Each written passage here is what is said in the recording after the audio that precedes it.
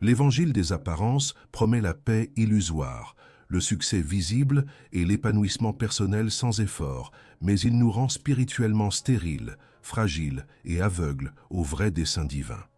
Nous nous égarons dans une quête incessante de bénédictions terrestres, de confort émotionnel et de validation sociale, pensant que la foi authentique se mesure à la somme de nos réalisations éphémères.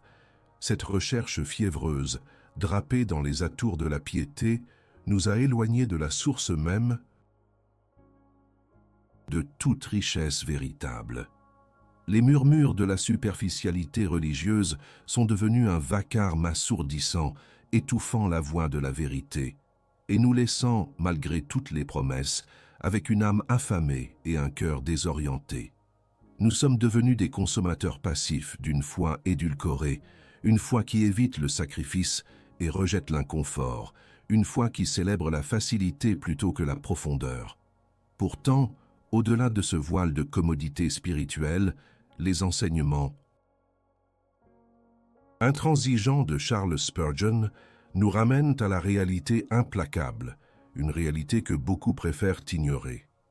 Il nous rappelle que le seul trésor impérissable réside dans la soumission radicale à la volonté souveraine de Dieu, souvent trouvée non pas dans l'absence de l'épreuve, mais précisément au cœur de celle-ci, là où notre moi est brisé et où la dépendance divine est forgée. Cette vérité est dérangeante pour l'esprit contemporain, habitué aux solutions rapides et aux gratifications instantanées. Elle confronte notre penchant inné à domestiquer Dieu, à le modeler à notre image pour qu'il serve nos ambitions plutôt que de nous inviter, ou plutôt de nous exiger à nous conformer à sa sainte image. N'êtes-vous pas las de cette incessante mascarade, de cette impression persistante d'une foi qui promet des montagnes mais ne déplace que des monticules de sable? La douleur cachée que beaucoup d'entre vous ressentent en silence est une frustration légitime face à l'hypocrisie. Manifeste dans l'Église un épuisement profond d'une foi qui semble reposer entièrement sur la performance humaine et sur l'atteinte d'objectifs superficiels. Vous cherchez la profondeur, mais on vous offre de la légèreté. Vous aspirez à la vérité qui libère, mais on vous enchaîne à une quête sans fin de l'approbation et du succès. Cette quête épuisante vous laisse non seulement vide, mais pire, spirituellement appauvri. La promesse d'une vie chrétienne aisée et sans heurts est une fable dangereuse, un sirop doux amer qui endort l'âme et la rend vulnérable aux pires tromperies. Combien de fois avez-vous assisté à des sermons qui ressemblaient davantage à des séminaires de développement personnel qu'à une exposition fidèle de la parole de Dieu? Combien de fois avez-vous quitté un service avec l'impression d'avoir été diverti, mais non transformé, encouragé, mais non confronté, apaisé, mais non sanctifié? Cette superficialité n'est pas une simple dérive moderne, elle est une attaque insidieuse contre le cœur même de la foi. Elle dérobe à votre âme la nourriture solide dont elle a désespérément besoin et la laisse se languir dans un désert de clichés et de platitudes. C'est une trahison silencieuse de l'Évangile, une substitution de la gloire divine par la commodité humaine, du trésor impérissable par des parures éphémères. Le véritable trésor, celui que l'Église moderne ignore et que vous, peut-être, avez été conditionné à mépriser, n'est pas un concept abstrait ni une promesse lointaine. C'est une réalité tangible, une richesse intérieure qui surpasse toutes les mesures terrestres. Ce trésor ne s'achète pas, il ne se gagne pas par des œuvres méritoires, et il ne s'obtient certainement pas en se conformant aux attentes du monde. Il est découvert dans l'abandon de soi, dans la repentance sincère et dans une communion radicale avec le Dieu souverain qui ne s'intéresse pas à notre confort temporaire, mais à notre sainteté éternelle. C'est le trésor de la présence du Saint-Esprit, le trésor d'une foi inébranlable forgée dans le creuset de l'épreuve, le trésor de connaître et d'aimer Dieu pour lui-même, au-delà de ses bénédictions. C'est ce que Spurgeon, le prince des prédicateurs, s'est efforcé de dévoiler sans relâche à une génération qui, comme la nôtre, était trop souvent séduite par les paillettes de la piété superficielle. Mais comment reconnaître ce trésor lorsque nos cœurs ont été conditionnés à chercher l'or du monde sous le vernis de la piété? Et si le plus grand obstacle à sa découverte n'était pas le monde extérieur, mais l'illusion que nous entretenons sur nous-mêmes et sur Dieu, une illusion nourrie par un évangile qui nous flatte plutôt qu'il ne nous défie. La question qui viole l'âme. Êtes-vous prêt à admettre que la paix profonde et durable que votre âme recherche désespérément a été systématiquement sabotée par l'évangile édulcoré que vous avez passivement consommé, une doctrine de la facilité qui vous a éloigné de la véritable puissance de la croix? Commentez ci-dessous avec un seul mot: vérité. Si vous osez affronter cette réalité inconfortable et commencer le chemin vers la découverte du trésor qui vous a été caché. Le problème fondamental que nous observons aujourd'hui n'est pas un symptôme nouveau, mais une récurrence d'une maladie spirituelle ancestrale, l'idolâtrie du cœur masquée par la religiosité. L'ennemi commun n'est autre que la théologie superficielle, cette doctrine de complaisance, qui a engendré ce que l'on nomme l'évangile du confort. Cet évangile, loin d'être une bonne nouvelle, est un poison lent qui paralyse l'âme, la rendant incapable de saisir la majesté et la souveraineté du Dieu vivant. Il promet des gratifications immédiates, des bénédictions matérielles comme preuve de faveur divine et une absence de conflit, tout en dépouillant le christianisme de sa substance la plus vitale, la croix, le repentir radical, la sanctification exigeante et la crainte révérentielle de Dieu. C'est cette superficialité qui est la cause première de votre frustration, de votre épuisement et de cette soif inassouvie de profondeur que les assemblées modernes peinent à étancher. Charles Spurgeon, le géant de la foi dont les sermons continuent de résonner avec une puissance inégalée, a diagnostiqué avec une clarté implacable cette propension humaine à vouloir un Dieu à sa propre image, un Dieu qui exauce tous les désirs et qui pardonne sans exiger de véritable transformation. Il ne s'est jamais lassé de confronter ses auditeurs à la réalité de la dépravation humaine, non pas pour les décourager, mais pour les diriger vers la seule source de salut et de sanctification, la souveraineté absolue de Dieu. Pour Spurgeon, le véritable trésor du chrétien n'est pas une collection de biens ou une vie exempte de difficultés, mais une foi inébranlable dans le Saint-Esprit, qui œuvre en nous pour nous conformer à l'image du Christ. Ce trésor est caché à ceux qui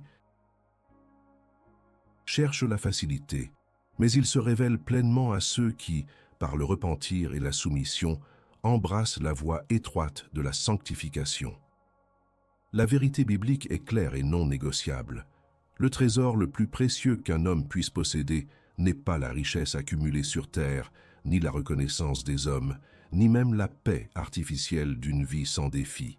Le vrai trésor est la présence du Saint-Esprit dans l'âme, une communion intime et transformatrice avec le Dieu triune. C'est la gloire de connaître Dieu, de comprendre sa sainteté, sa justice et son amour souverain, et de se soumettre joyeusement à sa volonté. Cet évangile du confort vous a vendu un billet pour un voyage de première classe vers la complaisance, vous promettant le paradis sur terre, tandis que Spurgeon et la saine doctrine avec lui vous appellent à un pèlerinage ardu, mais éternellement gratifiant, vers la sainteté. Il vous exhorte à chercher la face de Dieu avant ses mains, à désirer le donateur, plus que les dons. Spurgeon n'a jamais déguisé le christianisme en une entreprise agréable ou une voie rapide vers le succès. Il a constamment mis l'accent sur la nécessité du repentir profond et continuel, reconnaissant que la dépravation humaine est si profonde que même nos meilleures intentions peuvent être souillées par l'orgueil et l'égoïsme. L'idolâtrie du cœur, selon lui, est la racine de tous nos maux spirituels. Nous idolâtrons le confort, l'approbation, la sécurité financière, le succès, et même nos propres idées de ce que Dieu devrait être, nous érigeant des autels personnels où l'ego est adoré sous le couvert de la piété. Cette idolâtrie nous aveugle au véritable trésor, la gloire de Dieu révélée en Christ et la joie pure de le servir sans réserve, quelles que soient les circonstances. Le trésor chrétien est dans la foi du Saint-Esprit.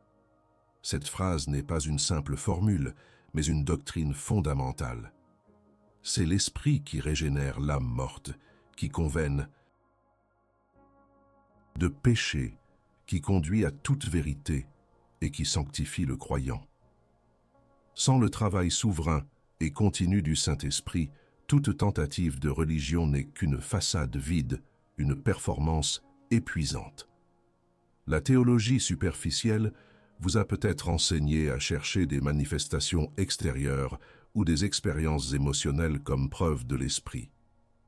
Mais Spurgeon insiste sur la transformation intérieure, sur le fruit de l'esprit manifesté dans la sainteté, l'humilité et l'obéissance.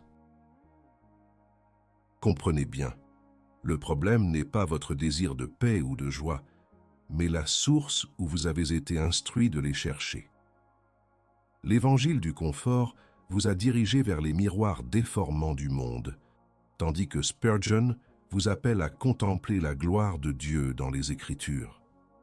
Il vous exhorte à abandonner l'illusion que le christianisme est un remède à vos problèmes terrestres et à embrasser la vérité qu'il est la réponse à votre problème éternel, votre péché et votre séparation d'avec un Dieu saint.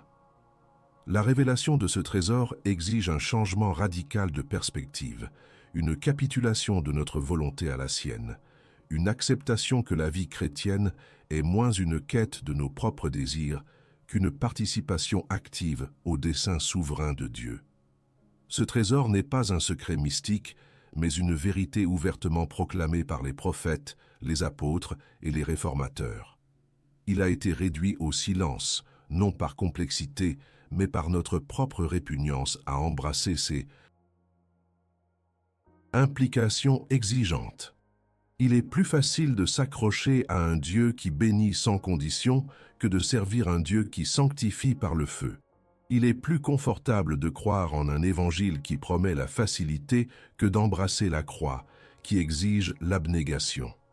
Mais cette illusion de richesse spirituelle, bâtie sur le sable du confort personnel, ne porte-t-elle pas en elle les graines d'une récolte bien plus amère, une récolte que l'âme ne pourra jamais se permettre d'ignorer, dont les fruits toxiques empoisonnent la véritable foi. La superficialité théologique et l'évangile du confort ne sont pas des erreurs inoffensives, ce sont des tromperies mortelles dont les conséquences s'étendent bien au-delà de cette vie terrestre, affectant l'éternité de l'âme. Ignorer le véritable trésor du Saint-Esprit, celui qui réside dans la sainteté radicale et la souveraineté de Dieu, c'est s'engager sur une voie qui mène non pas à la plénitude promise, mais à une agitation perpétuelle, à une insatisfaction chronique et finalement à un jugement inéluctable. La quête de bénédiction sans la recherche du bénisseur, l'amour des dons sans l'amour du donateur, est la quintessence de l'idolâtrie du cœur, ce péché subtil mais dévastateur qui a été si magistralement dénoncé par Charles Spurgeon. Les conséquences pratiques d'une telle dérive sont manifestes dans l'Église moderne. Nous voyons des assemblées pleines de personnes spirituellement anémiques, des chrétiens qui professent la foi, mais qui manquent de la puissance transformative de l'Évangile. Leur paix est conditionnelle à la fluidité de leurs finances, à l'absence de maladie ou à la réussite de leurs projets personnels. Mais que se passe-t-il quand les épreuves frappent, quand la maladie frappe à la porte, quand les ressources s'amenuisent?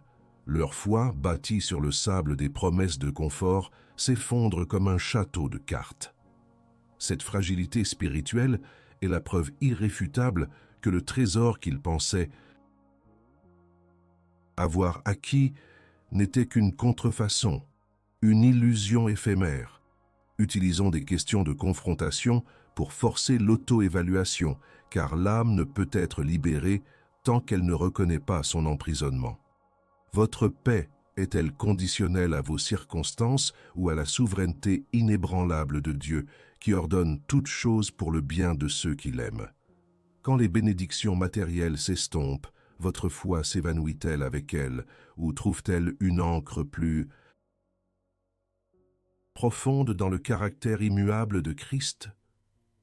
Si l'Évangile vous a enseigné à chercher Dieu pour ce qu'il peut vous donner plutôt que pour ce qu'il est, alors votre adoration n'est pas de la piété, mais de la cupidité spirituelle, un marché déguisé en dévotion. C'est l'idolâtrie sous sa forme la plus insidieuse, car elle se pare de respectabilité religieuse. Spurgeon a souvent insisté sur un paradoxe que le monde ne peut comprendre. La prospérité que le monde cherche est souvent une misère. Aux yeux de Dieu, tandis que la véritable richesse spirituelle peut s'accompagner d'une pauvreté matérielle ou d'une souffrance intense. Il suffit de regarder la vie des apôtres, des martyrs ou même de Christ lui-même. Il n'était pas riche en biens terrestres, mais il possédait un trésor impérissable, la connaissance de Dieu, la communion avec le Saint-Esprit et l'assurance de la vie éternelle. L'Église moderne cherche la pertinence culturelle et la croissance numérique à tout prix, transformant les autels en scènes de spectacle et les prédicateurs en motivateurs. Mais la vérité éternelle, telle que prêchée par Spurgeon, avertit que la tentative de rendre la croix acceptable en la dépouillant de son scandale est un adultère spirituel subtil et dangereux. Les conséquences sont profondes.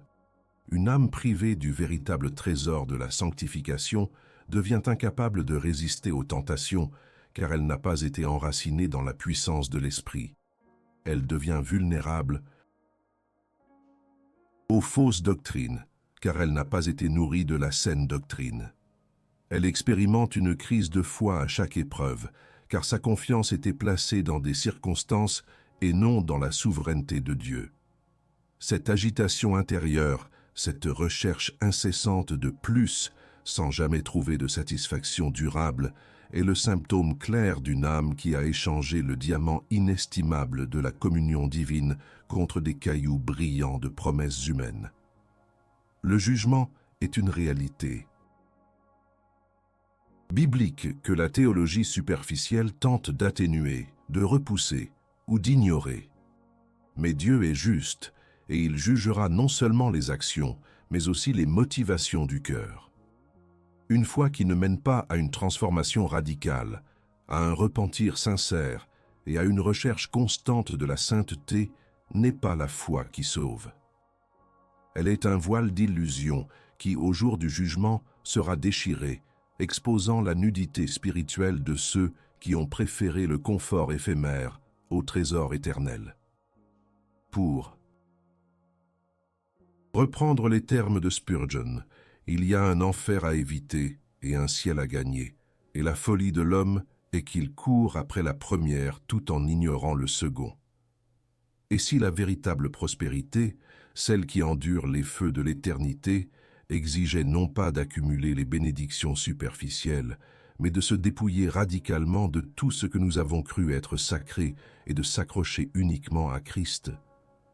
Si vous avez déjà mesuré votre spiritualité à l'aune de vos possessions matérielles, de vos succès professionnels ou de l'absence de problèmes dans votre vie et que cette confrontation brutale vous trouble profondément, avouez-le maintenant. Écrivez « pauvreté » dans les commentaires pour signifier votre renoncement définitif à cette illusion trompeuse et votre quête résolue du véritable trésor que seul Dieu peut offrir. Votre silence n'est pas une option. Après avoir diagnostiqué la maladie de la superficialité et exposé les conséquences dévastatrices de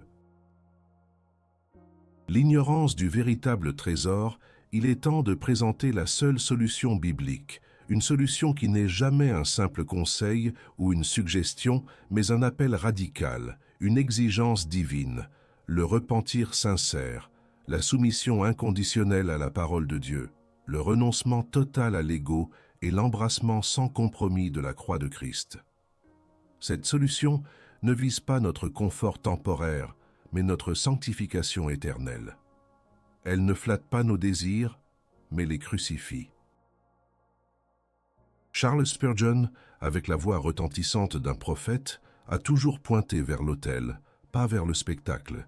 Il savait que le vrai trésor n'était pas trouvé dans l'accumulation de connaissances intellectuelles ou dans la participation à des rituels religieux, mais dans une rencontre transformative avec le Dieu vivant.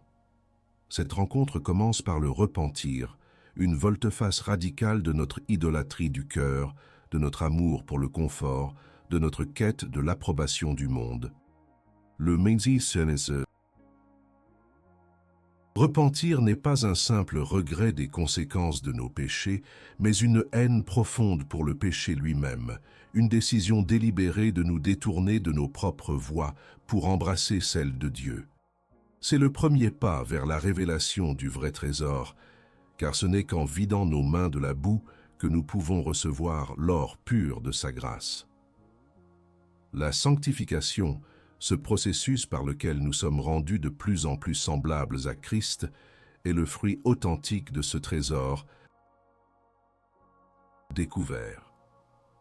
Ce n'est pas une option pour le croyant, c'est un impératif divin. Soyez saints, car je suis saint, dit le Seigneur. L'évangile du confort vous a peut-être vendu l'idée d'une grâce bon marché, une grâce qui pardonne sans transformer. Mais la vérité éternelle, telle que Spurgeon l'a inlassablement prêchée, révèle une grâce souveraine et irrésistible qui non seulement justifie, mais aussi sanctifie. Cette grâce est si puissante qu'elle nous permet de renoncer aux plaisirs éphémères du monde et d'embrasser la discipline spirituelle, la prière incessante, l'étude diligente de la parole et le service sacrificiel. Le trésor est dans la foi du Saint-Esprit et l'Esprit nous conduit à la sainteté, pas à l'aisance. Pour Spurgeon, la révélation du vrai trésor était inséparable de l'œuvre de Christ sur la croix. La croix n'est pas un symbole décoratif ou un accessoire de mode, c'est le lieu du sacrifice suprême, le point central de l'histoire du salut, l'expression ultime de l'amour de Dieu et de la haine du péché. Embrasser la croix, c'est embrasser le coup du discipulat, c'est renoncer à nos propres ambitions, à nos propres droits, à notre propre vie, pour que Christ puisse vivre pleinement en nous. C'est accepter la souffrance comme un instrument divin de purification, la persécution comme une marque de notre identification à Christ et la mort à soi-même comme le chemin vers la vraie vie. Le véritable trésor n'est pas trouvé en évitant la croix, mais en la portant joyeusement. La solution que nous proposons n'est pas un conseil pour gérer le stress ou améliorer votre humeur. C'est un appel à la guerre spirituelle, une invitation à la mort du vieil homme, une convocation à l'autel de la consécration totale. C'est un chemin difficile, étroit et souvent solitaire, mais c'est le seul chemin qui mène à la vie éternelle et à la possession inébranlable du trésor divin. Ce trésor est la paix qui surpasse toute intelligence, la joie ineffable malgré les tribulations, la force surnaturelle face à la tentation et l'assurance inébranlable de la présence de Dieu en toutes circonstances. Ce trésor n'est pas une option pour les super-chrétiens, mais l'héritage de chaque enfant de Dieu qui choisit de répondre à l'appel radical de Christ. L'Église moderne cherche la pertinence en diluant le message, en rendant l'Évangile accessible et attrayant pour le plus grand nombre. Mais la vérité est que l'Évangile n'a jamais été attrayant pour la chair. Il est une pierre d'achoppement pour les sages du monde et une folie pour ceux qui périssent. Sa puissance réside précisément dans son intransigeance, dans son appel à la repentance, à la mort à soi-même et à la résurrection dans une vie nouvelle. C'est pourquoi Spurgeon n'a jamais hésité à prêcher la plénitude de la doctrine, même quand elle était dure, même quand elle confrontait les idolâtries de son temps. Il savait que le trésor était là, enfoui sous les décombres de l'orgueil humain et de la religiosité superficielle, attendant d'être découvert par des cœurs humbles et repentants. Le trésor impérissable du Saint-Esprit est accessible à ceux qui sont prêts à payer le prix de la foi authentique, la soumission, la repentance, la sanctification. Il ne promet pas une vie sans difficulté, mais une vie où, même au milieu des plus grandes épreuves, la présence de Dieu est une réalité tangible, une source de force et de consolation. Ce trésor n'est pas un concept théorique, mais une expérience vécue, une transformation radicale du cœur et de l'esprit, qui nous rend plus semblables à Christ et plus sensibles à la voix de Dieu. Mais sommes-nous réellement prêts à payer le prix de ce trésor éternel, à abandonner les idoles subtiles qui ont usurpé la place de Dieu dans nos cœurs, même si cela signifie être perçu comme insensé par le monde et par une Église aveuglée par le confort? Nous avons parcouru un chemin ardu, confrontant les illusions d'une foi édulcorée et la dure réalité des conséquences spirituelles. Le soi-disant évangile du confort, cet ennemi commun insidieux, a voilé la vérité du trésor impérissable, vous laissant dans une douleur cachée d'épuisement et de frustration. Mais la révélation de Charles Spurgeon est sans équivoque. Le véritable trésor ne se trouve pas dans la facilité, mais dans la profonde, souvent douloureuse, mais toujours glorieuse, soumission à la souveraineté de Dieu et à l'appel radical à la sainteté. Il est impératif de comprendre que ce trésor a un coût que la théologie superficielle s'efforce désespérément de dissimuler. Ce coût n'est pas monétaire, ni lié à une performance humaine que l'on pourrait acheter ou gagner. Le coût du véritable trésor est le renoncement à soi-même, la crucifixion de l'ego et l'abandon de toute prétention à la souveraineté personnelle. C'est un coût existentiel. L'évangile des apparences vous a enseigné à chercher la meilleure vie maintenant, une vie où Dieu est un serviteur de vos aspirations. Mais Spurgeon et les Écritures vous rappellent que la vie chrétienne authentique est une vie de sacrifice, une vie où vous êtes le serviteur de Dieu, appelé à glorifier son nom avant le vôtre, à chercher son royaume avant le vôtre, et à embrasser sa volonté avant la vôtre. C'est le prix de la sanctification, le chemin étroit que peu choisissent d'emprunter. La frustration face à l'hypocrisie dans l'Église n'est pas un signe de votre cynisme, mais peut-être un appel divin à une foi plus pure. L'épuisement d'une foi basée sur la performance n'est pas le symptôme d'une faiblesse personnelle, mais le diagnostic d'une doctrine erronée qui vous a privé de la seule source de force, la grâce souveraine de Dieu et la puissance régénératrice du Saint-Esprit. Le trésor ignoré n'est pas un secret que Dieu a caché, mais une vérité que nous avons activement rejetée parce qu'elle dérange notre confort et exige notre engagement total. Spurgeon, tout au long de son ministère, a constamment mis en garde contre les dangers d'une foi nominale, d'une religion de façade.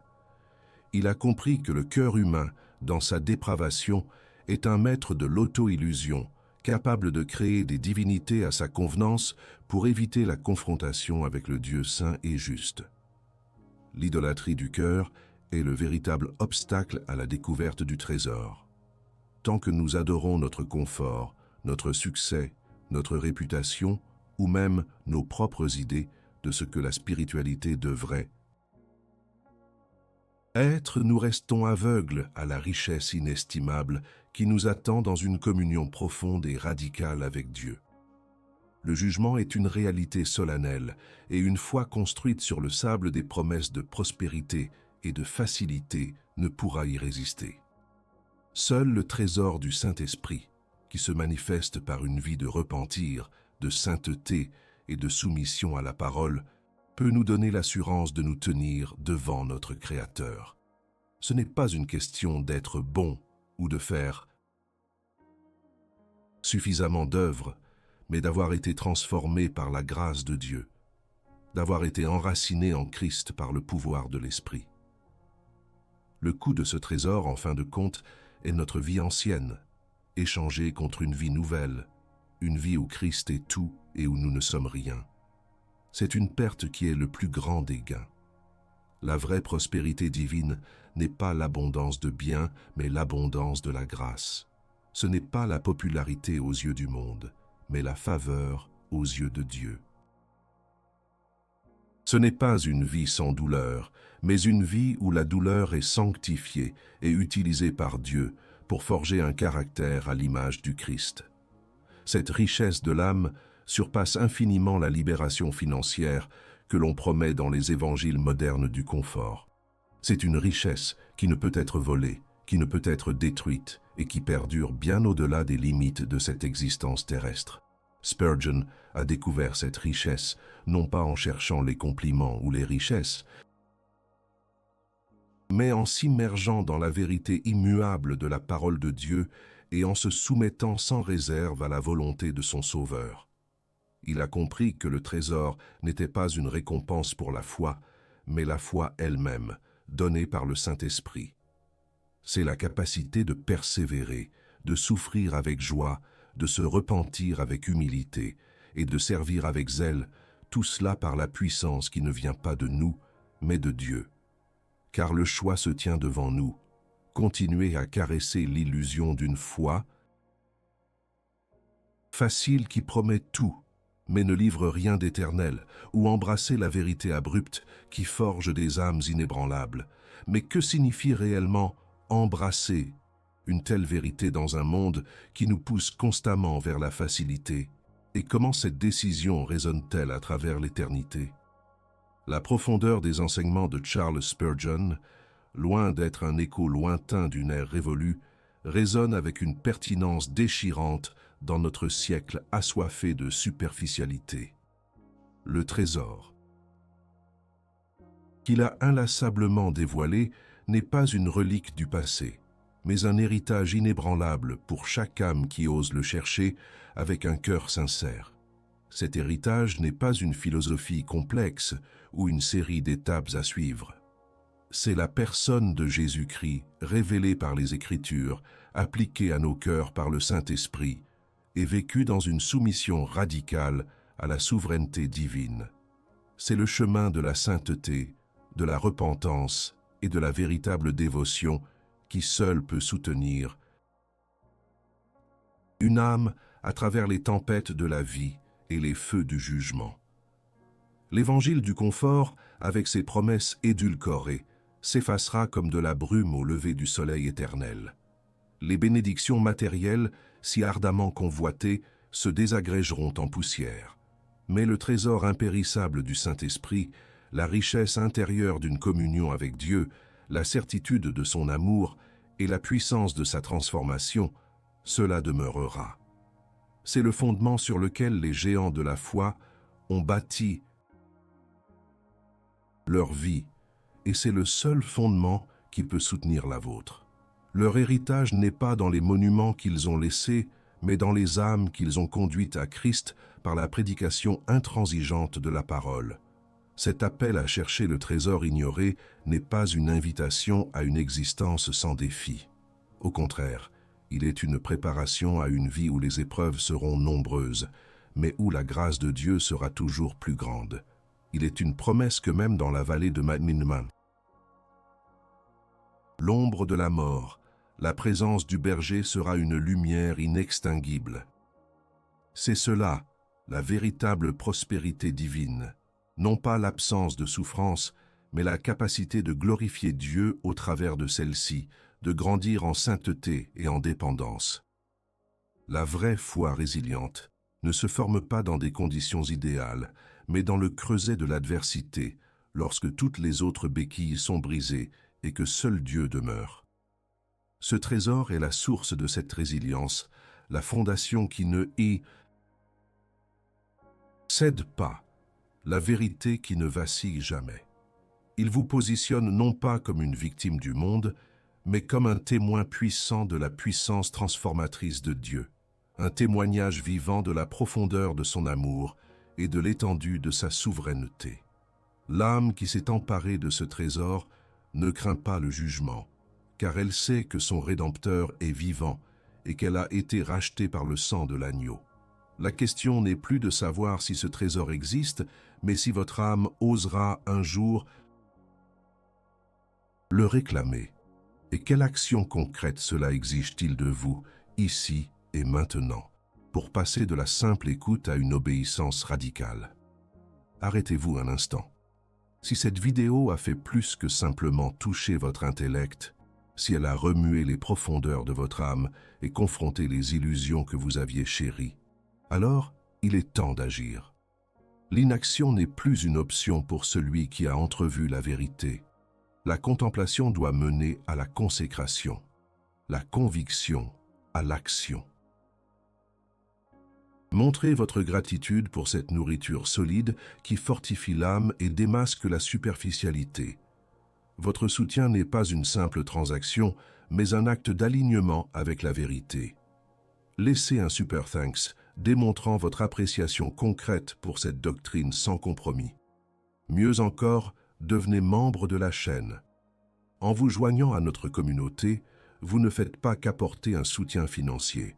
Vous affirmez publiquement votre engagement envers la profondeur théologique et votre rejet de l'évangile de l'aisance. Vous devenez un pilier dans notre mission de ramener les âmes à la saine doctrine. Et si votre désir de creuser plus profondément, d'ancrer votre foi sur une fondation inébranlable, est sincère, ne laissez pas passer cette opportunité. Procurez-vous notre e-book « Quand le ciel répond », chemin de guérison, de pardon et de renaissance. Ce n'est pas un simple livre, c'est un guide pour une transformation authentique, un recueil de vérités qui vous accompagnera dans votre quête du trésor ignoré. Votre acquisition de cet e-book est plus qu'une lecture. C'est un geste de foi, une déclaration de votre soif de vérité et un soutien direct à la continuité de notre travail. Enfin, et c'est le plus important, ne partez pas en silence. Votre voix compte, votre témoignage est un maillon essentiel dans cette chaîne de vérité. Écrivez dans les commentaires quel enseignement spécifique de cette vidéo, quel fragment de la doctrine de Spurgeon, quel aspect du véritable trésor a percé le plus profondément dans votre cœur. L'important, c'est de participer activement à cette discussion spirituelle. S'abstenir de commenter, c'est manquer l'occasion de solidifier votre propre conviction et de contribuer à un dialogue qui élève et édifie. Agissez maintenant.